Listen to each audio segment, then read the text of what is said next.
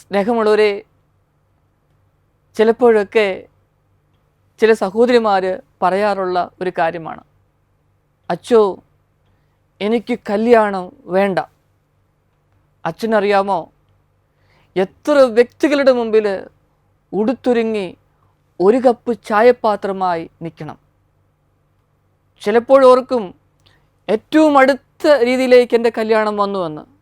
അച്ചോ മനസ്സമ്മതം കഴിയുമ്പോൾ പോലും കല്യാണം മാറിപ്പോവുകയാണ് ചെയ്യുന്നത്. എന്താ ചെയ്യണ്ടേ, ഇങ്ങനൊരു ജീവിതം എനിക്ക് വേണ്ട അച്ചോ എന്ന് പറയുന്ന, ഇങ്ങനെയൊരു ജീവിതം വേണ്ട എന്ന് പറയുന്ന വ്യക്തികളുടെ എണ്ണം കൂടിക്കൊണ്ടിരിക്കുകയാണ് സഹോദരങ്ങളെ. പ്രിയപ്പെട്ടവരെ, ഓരോ വ്യക്തികളുടെയും മാനസികമായ അവസ്ഥ, ഇന്ന് എത്രയോ യുവാക്കന്മാരാണ് അവർക്ക് വേണ്ട ജീവിത പങ്കാളിയെ കിട്ടാതെ വേദനിക്കുന്നത്, വിഷമിക്കുന്നത്. പ്രിയപ്പെട്ടവരെ, ഈ സാഹചര്യത്തിലേക്ക് പരിശുദ്ധ അമ്മയുടെ മാധ്യസ്ഥം നമുക്ക് അപേക്ഷിക്കാം. കാരണം കാനായിലെ കല്യാണത്തിന് ആ വീട്ടിൽ ചെന്നപ്പോൾ ആ വീട്ടിലെ കുറവ് അമ്മ മനസ്സിലാക്കി, ആ കുടുംബത്തിലെ കുറവ് അമ്മ നിറവാക്കി മാറ്റി.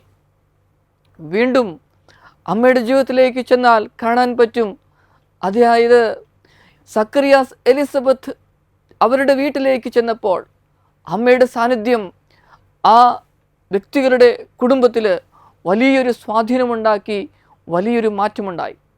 എങ്കിൽ പ്രിയപ്പെട്ടവരെ, മനസ്സ് തളരണ്ട, മനസ്സ് പതറണ്ട, നമുക്ക് ഒരുമിച്ചിരുന്ന് ജപമാല ചൊല്ലി പ്രാർത്ഥിക്കാം. എനിക്കറിയാം എത്രയോ കുടുംബങ്ങളാണ് വിദേശ രാജ്യത്ത് ജോലി ചെയ്യുന്നത്. കുറേ പേരൊക്കെ ആഴ്ചയിൽ ഒരിക്കലെങ്കിലും വീഡിയോ കോൾ വന്ന് പ്രിയപ്പെട്ടവരോട് ഒരുമിച്ച് കൊന്ത ചൊല്ലി പ്രാർത്ഥിക്കുന്നുണ്ട്. സ്നേഹമുള്ളവരെ, ജപമാല ചൊല്ലി പ്രാർത്ഥിക്കുമ്പം അമ്മ നമുക്ക് വേണ്ടി തമ്പുരാനോട് മാധ്യസ്ഥം അപേക്ഷിക്കുകയാണ്. പരിശുദ്ധ അമ്മയെ നമ്മുടെ കുടുംബത്തിലേക്ക് നമ്മൾ ക്ഷണിക്കണം. പ്രിയപ്പെട്ടവരെ, ലഹരി വസ്തുക്കൾക്ക് അടിമപ്പെട്ടവരുണ്ടായിരിക്കാം. എനിക്ക് പറ്റിയ ജീവിത പങ്കാളി അല്ല ലഭിച്ചതെന്ന് വിചാരിച്ച് ജീവിക്കുന്നവരുണ്ടാവാം. മരുന്ന് കഴിച്ച് മടുത്തവരുണ്ടാവാം. മനസ്സ് തളർന്നവരുണ്ടാവാം. പ്രാർത്ഥിക്കാം. പരിശുദ്ധ അമ്മേ, ഞങ്ങളുടെ ജീവിതാവസ്ഥയെ സമർപ്പിച്ച് പ്രാർത്ഥിക്കുകയാണ്. അമ്മ ഞങ്ങൾക്ക് വേണ്ടി മാധ്യസ്ഥം അപേക്ഷിക്കണമേ. ആമേൻ.